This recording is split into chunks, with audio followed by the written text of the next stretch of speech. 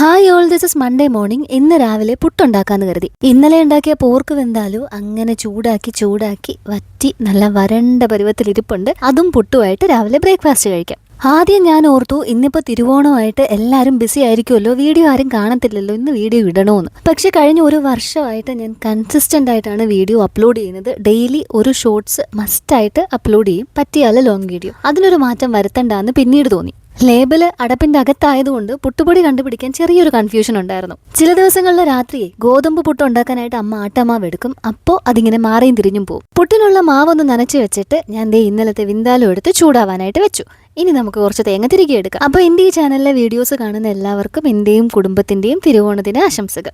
Subscribe ചെയ്തിട്ടുള്ളവർക്ക് പ്രത്യേകം ആശംസകളും നന്ദിയും അറിയിക്കുന്നു. ഈ ചിരവയിലിരിക്കുന്ന പ്ലേറ്റ് ഊരി വരത്തില്ല, പക്ഷെ അത് കഴുകാനൊന്നും അത്ര വലിയ ബുദ്ധിമുട്ടില്ല. അങ്ങനെ ഷടപടയെന്ന് പുട്ടിന് വേണ്ടിയിട്ട് മാത്രം കുറച്ച് തേങ്ങ ഞാൻ തിരികെ എടുത്തിട്ടുണ്ട്. ഈ വീഡിയോ നിങ്ങൾ കാണുന്ന സമയത്ത് ഓണത്തിന്റെ പരിപാടികളൊക്കെ കിച്ചണിൽ തകർക്കുമായിരിക്കും. 10-12 തരം കറികളും പായസവും ഒക്കെ വെച്ച് വരുമ്പോൾ അടുക്കളയിൽ നിൽക്കുന്ന ആളുടെ ഓണം അങ്ങ് തീരും. അപ്പൊ ഇത് കാണുന്ന സമയത്ത് ആരെങ്കിലും അങ്ങനെ ഒറ്റയ്ക്ക് അടുക്കളയിൽ ഉണ്ടെങ്കിൽ പോയി സഹായിക്കേട്ടാ. വിന്താലും നല്ലപോലെ ചൂടായി. അതങ്ങോട്ട് മാറ്റിയിട്ട് ഞാൻ പുട്ടുകൂടത്തിൽ വെള്ളം വെച്ചു. ഞാൻ എപ്പോൾ പുട്ടിന് മാവെടുത്താലും കൂടിപ്പോവും. വളരെ റെയറായിട്ടേ കറക്റ്റ് ആയിട്ടോ അല്ലെങ്കിൽ കുറഞ്ഞും പോകത്തുള്ളൂ. പിന്നെ പുട്ടല്ലേ, ഇന്ന് രാത്രിയും കൂടെ ചൂടാക്കുമ്പോൾ പോർക്ക് വിന്താലുവിന്റെ കാര്യത്തിൽ ഒരു തീരുമാനമാവും. മിക്കപ്പോഴും ലാസ്റ്റത്തെ ചൂടാക്കല് പുട്ട് ഞാൻ ആ പാത്രത്തിലേക്ക് തട്ടിയിട്ടിട്ട് മൊത്തത്തിൽ മിക്സ് ചെയ്ത് ഒരുമിച്ചായിരിക്കും. കുക്കറിൽ പുട്ടുണ്ടാക്കുന്നതും എളുപ്പമാണ്, ആ പുട്ടുകൂടവും നല്ലതാണ്. പക്ഷേ എനിക്കെന്തോ കുറ്റിയിൽ ഉണ്ടാക്കി തുടങ്ങിയ പിന്നെ ഈ കാര്യങ്ങൾ കുറച്ചും കൂടി സ്മൂത്ത് ആയിട്ട് തോന്നി. എനിക്ക് തോന്നുന്നു അതിൻ്റെ ഒരു മെയിൻ റീസൺ, നമ്മൾ ഈ കുക്കറിലേക്ക് പാകമാവുന്ന കുറ്റി മേടിക്കുമ്പോൾ അത് കറക്റ്റ് ഇന്ന കുക്കറിൽ നിന്നല്ലല്ലോ വരുന്നത്.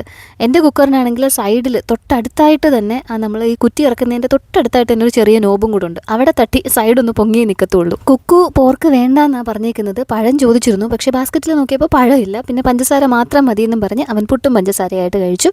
ആലനും ഞാനും പുട്ടും പോർക്കുമായിട്ട് കഴിച്ചു.